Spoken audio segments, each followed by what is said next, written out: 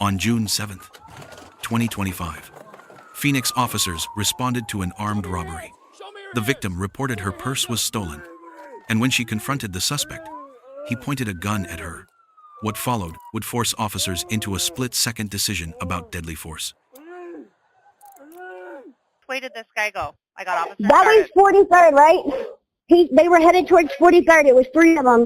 The dude Okay, has on a black... Hold on 1 second. I just want to talk about right now the guy with the gun. Okay. He went towards 43rd Avenue. Yes, ma'am. Vehicle. On foot.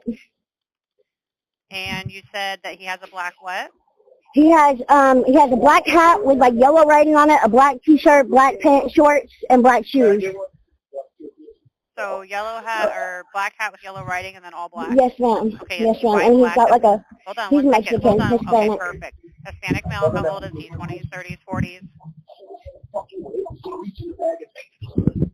How old is he? 20s, 30s, 40s? He's probably in his early 20s. Is he thin, heavy, average weight?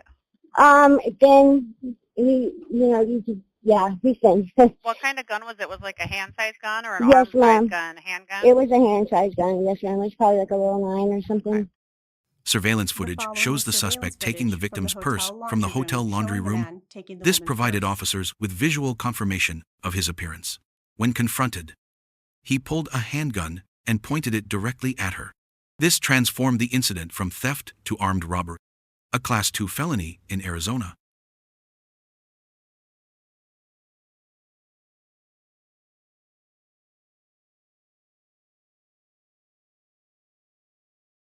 The following is surveillance footage showing the woman confronting the man.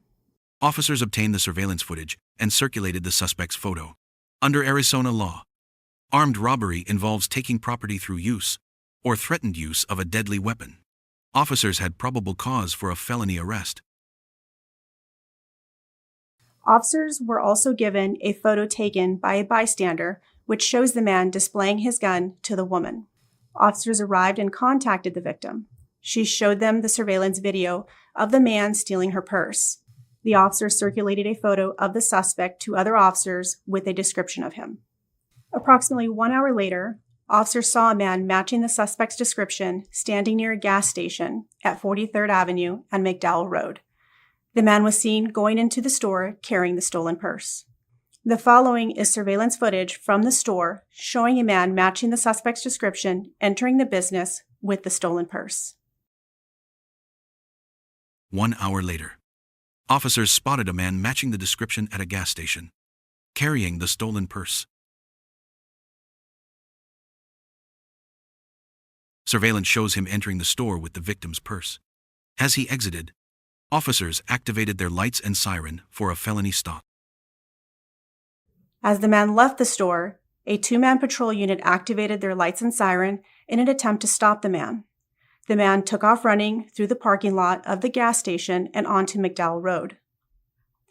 As the patrol vehicle got close to the man, officers saw the man reach into his shorts and partially reveal a handgun. In response, the officer driving struck the man with the patrol vehicle. After the collision, officers got out of the patrol vehicle and saw the man's ankle partially pinned under the front passenger side tire. Officers moved the patrol vehicle to free the man's ankle, while another officer removed the gun from the man's shorts. Here is the body-worn camera footage from the officer driving the patrol vehicle. What happens next must be analyzed under Graham versus Garner. Force reasonableness is judged from the officer's perspective at the moment of decision. Officers knew they were stopping an armed robbery suspect. As the vehicle closed distance, officers saw the suspect reach into his shorts. Based on the robbery report, they believed he was accessing his weapon. Officers immediately moved the vehicle to free his ankle and secured the firearm. The weapon matched the gun from the robbery footage. Body camera from the passenger officer shows the coordination to secure both suspect and weapon. Fire department transported him for a non-life-threatening ankle injury.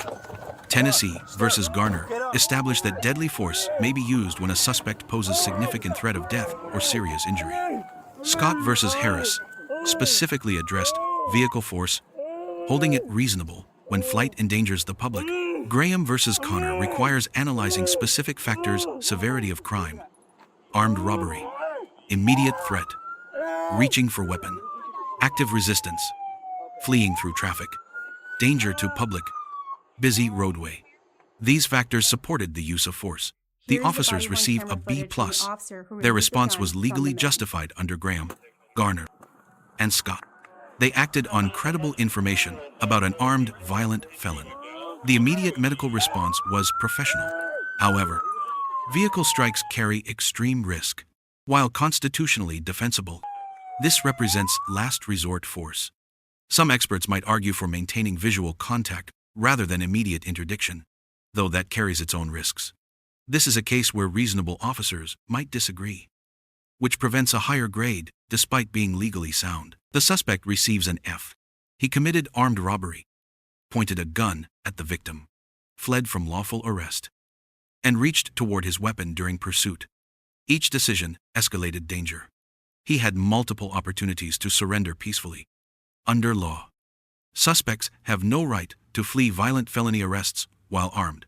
While no one wishes injury, his injuries resulted directly from his criminal choices and violent resistance. The department receives a B. Their transparency in releasing this footage demonstrates accountability. Multiple body cameras worked properly. Both criminal and administrative investigations were immediately initiated. However, vehicle as force policies remain evolving in American policing, and continued policy refinement is appropriate.